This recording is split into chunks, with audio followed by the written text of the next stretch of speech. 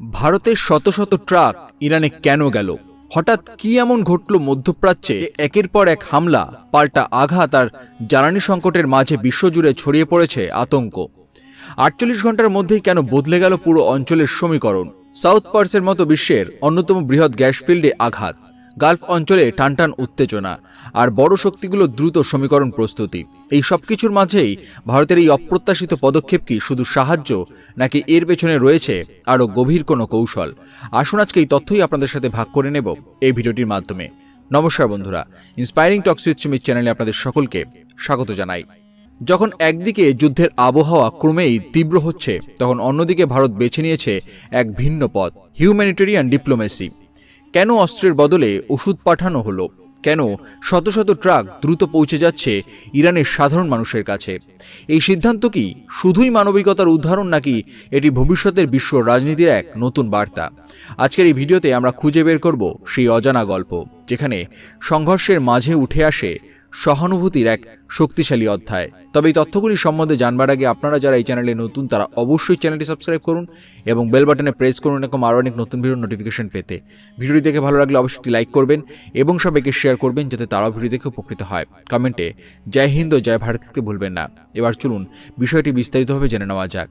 বিগত 2-3 দিনের মধ্যে মধ্যপ্রাচ্যের পরিস্থিতি যেন একদম বদলে গেছে। 18 থেকে 19 মার্চের মধ্যে এমন কিছু ঘটনা ঘটেছে যা আন্তর্জাতিক রাজনীতির ইতিহাসে এক গুরুত্বপূর্ণ অধ্যায় হয়ে থাকতে পারে। ইসরায়েল হঠাৎ করেই আঘাত আনে বিশ্বের অন্যতম বৃহৎ গ্যাস ফিল্ড সাউথ পার্সে। এই গ্যাস ফিল্ডটি শুধু ইরানের জন্যই নয়, বরং পুরো বিশ্বের জ্বালানি সরবরাহ ব্যবস্থার একটি গুরুত্বপূর্ণ অংশ। এই আক্রমণের ফলে 12% গ্যাস সরবরাহে প্রভাব পড়ে, যার ঢেউ ছড়িয়ে পড়ে ইউরোপ থেকে এশিয়া পর্যন্ত। এই আঘাতের প্রতিক্রিয়ায় ইরানও থেমে থাকেনি। খুব অল্প সময়ের মধ্যেই তারা পাল্টা আঘাত আনে কাতার, সৌদি আরব এবং ইসরায়েলের বিভিন্ন এনার্জি অবকাঠামোর উপরে। এই পাল্টা হামলা পরিস্থিতিকে আরও জটিল করে তোলে। হঠাৎ করে পুরো গালফ রিজিয়নে আতঙ্ক ছড়িয়ে পড়ে, তেলের দাম অস্থির হয়ে পড়ে, জাহাজ চলাচলে ঝুঁকি বেড়ে যায়, আর বিশ্বের বড় শক্তিগুলো নিজেদের অবস্থান শক্ত করতে শুরু করে। এই অবস্থায় যুক্তরাষ্ট্র দ্রুত পদক্ষেপ নেয়। তারা স্ট্রেইট অফ হরমুজ, যেখানে দিয়ে বিশ্বের প্রায় 20% তেল পরিবহন হয়, সেই পথকে নিরাপদ রাখতে বিশাল সামরিক প্রস্তুতি নেয়।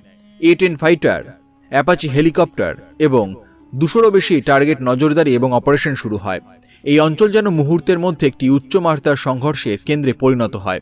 কিন্তু এই ভয়াবহ পরিস্থিতির মধ্যেই এক ভিন্ন দৃশ্য সামনে আসে। সেটি আসে ভারত থেকে। যেখানে অনেক দেশ সামরিক শক্তি বাড়ানোর দিকে এগোচ্ছে, সেখানে ভারত বেছে নেয় এক সম্পূর্ণ আলাদা পথ, হিউম্যানিটেরিয়ান ডিপ্লোমেসি। যুদ্ধের আগুনের মধ্যে দাঁড়িয়ে ভারত সিদ্ধান্ত নেয় তারা সাহায্য পাঠাবে, কিন্তু অস্ত্র নয়, ওষুধ। শত শত ট্রাক ভর্তি জরুরি ওষুধ এবং চিকিৎসা সরঞ্জাম দ্রুত ইরানের দিকে রওনা হয়। এই পদক্ষেপ শুধু একটি দেশের প্রতি সহানুভূতির প্রকাশ নয়, বরং এটি ছিল একটি সুপরিকল্পিত এবং মানবিক উদ্যোগ, যা বিশ্বজুড়ে প্রশংসিত হতে শুরু করে। যখন সাধারণ মানুষের যুদ্ধের কারণে সবচেয়ে বেশি ক্ষতিগ্রস্ত হয়, তখন তাদের পাশে দাঁড়ানো এটাই হয়ে ওঠে ভারতের মূল বার্তা। ভারত বহু বছর ধরেই ইরানের জন্য একটি বড় ফার্মাসিউটিক্যাল সরবরাহকারী দেশ। 2024 সালে ভারত প্রায় 24.9 মিলিয়ন মূল্যের ওষুধ ইরানে রপ্তানি করেছে। এর আগেও 2022 সালে এই সংখ্যা ছিল প্রায় 37 মিলিয়ন। আর সবচেয়ে গুরুত্বপূর্ণ বিষয় হলো 2025 সালে এই রপ্তানি প্রায় 70% পর্যন্ত বৃদ্ধি পায়, যা গত 5 বছরের মধ্যে সর্বোচ্চ। কিন্তু রিপোর্ট অনুযায়ী 2023 সালে এই রপ্তানি 185 মিলিয়ন পর্যন্ত পৌঁছেছিল। এই পরিসংখ্যানগুলো শুধু একটি ব্যবসায়িক সম্পর্কই দেখায় না, বরং এটি প্রমাণ করে যে ইরানের স্বাস্থ্য ব্যবস্থার একটি বড় অংশ ভারতের উপরে নির্ভরশীল। অন্যদিকে ইরান থেকে ভারতের মেডিকেল আমদানি প্রায় নেই বললেই চলে, মাত্র 29,000-এর কাছাকাছি। অন্যদিকে ইরান থেকে ভারতের মেডিকেল আমদানি প্রায় নেই বললেই চলে। এই বিশাল পার্থক্যই দেখিয়ে দেয় যে এই সেক্টরে ভারতের অবস্থান কতটা শক্তিশালী। কিন্তু প্রশ্ন হলো, ঠিক এই সময় কেন ভারতেই পদক্ষেপ নিল? এর উত্তর খুঁজতে গেলে আমাদের বুঝতে হবে ভারতের কূটনৈতিক দর্শন। ভারত বরাবরই একটি ভারসাম্যপূর্ণ নীতি অনুসরণ করে এসেছে, যেখানে শক্তির পাশাপাশি মানবিক মূল্যবোধকে গুরুত্ব দেওয়া হয়। এই পরিস্থিতিতে ভারত বুঝতে চেয়েছিল যে যুদ্ধের মাঝখানে সাধারণ মানুষ সবচেয়ে বেশি বিপদে পড়ে। হাসপাতালগুলোতে ওষুধের ঘাটতি দেখা দেয়, চিকিৎসা ব্যবস্থা ভেঙে পড়ে, আর সেই মুহূর্তেই প্রয়োজন হয় দ্রুত সহায়তার।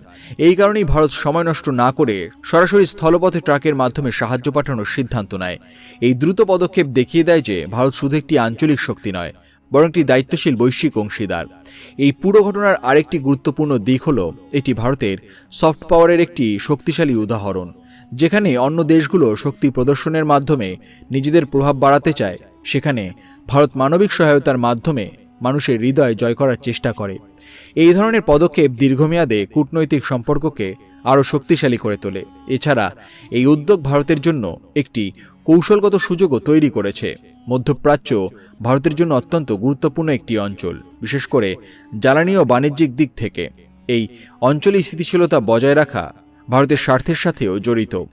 তাই এই ধরনের মানবিক পদক্ষেপ শুধু সহানুভূতি নয়, বরং এটি একটি দূরদর্শী কৌশলও। যখন পুরো বিশ্ব যুদ্ধের উত্তেজনায় উত্তাল, তখন ভারতের এই শান্তিপূর্ণ এবং সহানুভূতিশীল ভূমিকা একটি আলাদা বার্তা দেয়। এটি দেখায় যে একটি দেশ শক্তিশালী হয় শুধু তার সামরিক ক্ষমতায় নয়, বরং তার মূল্যবোধ এবং মানবিকতার মাধ্যমেও। শেষ পর্যন্ত এই পুরো ঘটনার দিকে যদি গভীরভাবে তাকানো হয়, তাহলে একটি বড় পরিবর্তনের ইঙ্গিত স্পষ্ট হয়ে ওঠে। বিশ্ব রাজনীতি এখন এমন এক পর্যায়ে পৌঁছেছে যেখানে শুধু শক্তি প্রদর্শনই সবকিছু নির্ধারণ করে না, বরং সংকটের মুহূর্তে কে কিভাবে প্রতিক্রিয়া জানাচ্ছে সেটাই হয়ে উঠছে সবচেয়ে গুরুত্বপূর্ণ বিষয়। এই প্রেক্ষাপটে ভারতের পদক্ষেপ এক নতুন ধরনের নেতৃত্বের পরিচয় দেয়, যেখানে সামরিক উত্তেজনার মাঝেও মানবিক সহায়তা হয়ে ওঠে কূটনৈতিক শক্তির একটি কার্যকর মাধ্যম। এর ফলে শুধু ইরানের সাধারণ মানুষই উপকৃত হচ্ছেন না, বরং ভারতের প্রতি একটি ইতিবাচক ভাবমূর্তি তৈরি হচ্ছে আন্তর্জাতিক স্তরেও। আগামী দিনে এই ধরনের উদ্যোগ আরও বড় প্রভাব ফেলতে পারে। মধ্যপ্রাচ্যের মতো সংবেদনশীল অঞ্চলে যদি এই মানবিক সহযোগিতা অব্যাহত থাকে, তাহলে তা দীর্ঘমেয়াদী স্থিতিশীলতা ফিরিয়ে আনতেও ভূমিকা রাখতে পারে।